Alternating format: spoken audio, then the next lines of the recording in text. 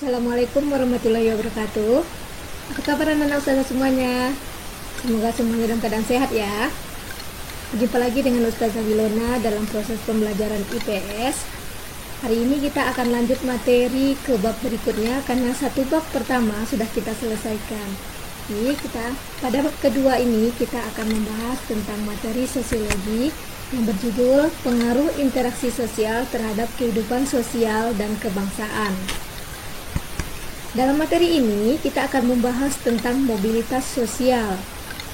Dalam kata mobilitas sosial itu berasal dari kata mobilis. Mobilis itu artinya adalah mudah untuk dipindahkan ke tempat lain. Oke, bagi anak ustazah untuk mengingatnya lebih gampang, kita ingat aja mobil. Mobil itu gimana? Mobil itu mudah untuk dipindahkan, mudah untuk digerakkan. Nah, jadi mobilis atau mobilitas itu adalah sesuatu yang mudah untuk dipindahkan. Karena kita bahas tentang mobilitas sosial, berarti apa yang dipindahkan? Nah, jadi yang dipindahkan itu adalah status sosialnya. Pengertian mobilitas sosial yang lebih lengkapnya yaitu adalah perpindahan posisi atau kedudukan seseorang atau kelompok orang dari satu lapisan ke lapisan lainnya. Jadi, yang berpindah itu bukan fisik kita, tapi yang berpindah itu adalah kedudukan kita atau status kita. Misalnya, status kita yang awalnya adalah seorang guru, kemudian karena prestasi karena prestasi yang diperolehnya, maka dia menyebabkan akan menjadi seorang kepala sekolah. Maka terjadilah mobilitas sosial. Oke, nanti kita akan bahas ya bentuk-bentuk mobilitas sosial. Mobilitas sosial juga dikemukakan oleh Paul Beharton yang mengatakan bahwa mobilitas sosial sebagai gerak perpindahan dari satu kelas sosial ke kelas sosial lainnya. Perpindahan kelas sosial ini dapat diartikan sebagai peningkatan atau penurunan. Jadi, mobilitas sosial di sini ada yang meningkat dan ada yang menurun. Kalau meningkat, berarti dari posisi bawah kepada posisi atas. Kalau yang menurun, berarti dari posisi atas kepada ke posisi bawah. Jenis-jenis mobilitas sosial. Nah, disinilah tadi yang saya contohin. Yang pertama adalah mobilitas sosial vertikal. Yang kedua adalah mobilitas sosial horizontal. Dan yang ketiga adalah mobilitas sosial antar generasi. Di sini kita akan lihat ada yang vertikal dan ada yang horizontal. Di dalam pelajaran matematika, Ananda semua pasti udah pernah dengar kata vertikal dan horizontal kan? Nah, apa bedanya sih antara vertikal dengan horizontal? Nah, betul. Kalau vertikal itu dia yang tegak lurus. Berarti antara atas bawah, bawah atas. Kalau horizontal berarti dia yang sejajar. Oke, bagus Anda semuanya. Oke, kita bahas satu-satu ya. Yang pertama, mobilitas vertikal. Coba lihat gambar saja.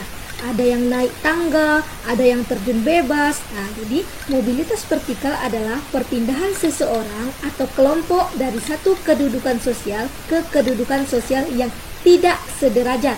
Jadi kata kunci yang harus kita bawahi adalah tidak sederajat. Oke, apanya Zah yang nggak sederajat? Jadi maksud yang tidak sederajat itu adalah status sosialnya. Nah, di sini akan sudah lihat lebih jelasnya. Nah, oke, mobilitas vertikal naik atau mobilitas vertikal ke atas yang dikenal dengan social climbing. Climbing artinya memanjat. Oke, apa pengertiannya? Mobilitas yang terjadi karena adanya peningkatan status atau kedudukan seseorang atau naiknya orang-orang berstatus sosial rendah ke status sosial yang lebih tinggi. Nah, disinilah contoh saja yang awal tadi. Oke, untuk lebih dalamnya kita lihat contoh berikutnya. Pak Kafka adalah seorang guru di SMP IT ICBS. Karena kinerjanya yang baik, beliau diangkat menjadi kepala sekolah. Jadi, status sosial Pak Kafka awalnya siapa? Guru. Kemudian, karena kinerjanya baik, dia menjadi sebagai kepala sekolah. Berarti, mobilitas yang terjadi pada Pak Kafka adalah mobilitas sosial naik atau climbing. Yang kedua adalah mobilitas vertikal ke bawah atau turun yang disebut dengan social sinking. Proses penurunan status atau kedudukan seseorang dari status sosial tinggi ke status sosial bawah. Nah, di sini sedikit miris. Karena awalnya tinggi, kemudian turun, terjun bebas ke bawah. Apa contohnya? Seorang pegawai diturunkan pangkatnya karena melanggar aturan sehingga ia menjadi pegawai biasa. Jadi, pegawai itu awalnya mempunyai pangkat yang tinggi, tapi karena dia melanggar aturan, jadinya dia menjadi pegawai biasa. Namun, mobilitas vertikal ini nggak selamanya buruk ya. Ada kalanya jabatan kita habis, ada kalanya kita pensiun. Jadi nggak selamanya buruk, tapi ada juga yang menyebabkan mobilitas vertikal ini menyebabkan orang-orang mengalami gangguan psikologis. Oke, berikutnya yaitu mobilitas sosial horizontal. Nah, yang saya bilang tadi, horizontal. Apa sih kata kuncinya? Apa sih yang harus kita garis bawahi? Nah, kita lihat. Perpindahan status sosial seseorang atau sekelompok orang dari lapisan sosial yang sama. Tidak terjadi perubahan derajat atau kedudukan seseorang. Jadi kata kuncinya adalah pada lapisan yang sama.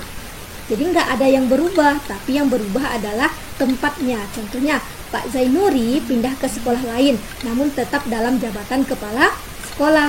Jadi, Pak Zainuri dia tetap kepala sekolah walaupun di sekolah lama ataupun di sekolah baru. Jadi, pada status yang sama. Yang ketiga yaitu mobilitas antar generasi. Berarti kalau ada kata antar, berarti kita udah melibatkan beberapa generasi. Nah, oke. Peralihan status sosial yang terjadi di antara dua generasi atau lebih dalam satu keturunan. Dalam mobilitas ini bisa juga antara yang naik dan antara yang turun. Oke, kita bahas satu-satu. Mobilitas sosial antar generasi yang naik. Nah, coba lihat gambar saja. Ada seorang kakek. Kakek itu dia adalah seorang penjaga sekolah. Nenek adalah ibu rumah tangga biasa. Ada seorang anak yang ayah yang seorang guru, ibu seorang guru, kemudian anaknya menjadi menteri negara. Berarti yang terjadi dalam keluarga tersebut yaitu mobilitas sosial naik antar generasi karena melibatkan kakek, ayah, dan anak.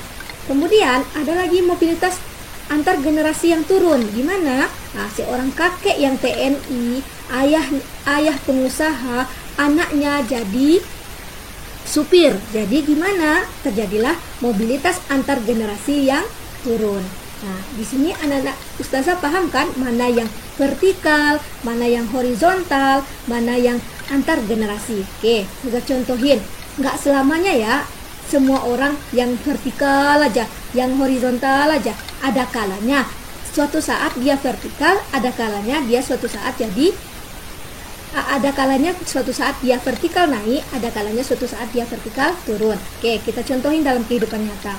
Bapak B.J. Habibie kita. Pak B.J. Habibie, awalnya pada masa pemerintahan Soeharto, beliau adalah seorang wakil presiden Indonesia. Nah, kemudian ketika Bapak Soeharto lengser dari jabatannya, maka Pak B.J. Habibie naik menjadi Presiden Indonesia. Berarti apa yang terjadi dengan Pak B.J. Habibie? Mobilitas apa yang terjadi? Yap, betul sekali. Mobilitas vertikal naik.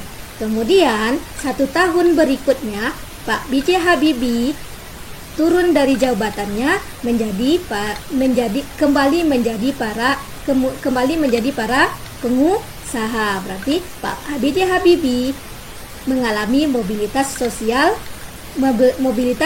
vertikal turun. Jadi itulah bedanya antara mobilitas sosial vertikal naik, turun, horizontal, dan antar generasi. Oke, semoga anak-anak ustazah paham ya.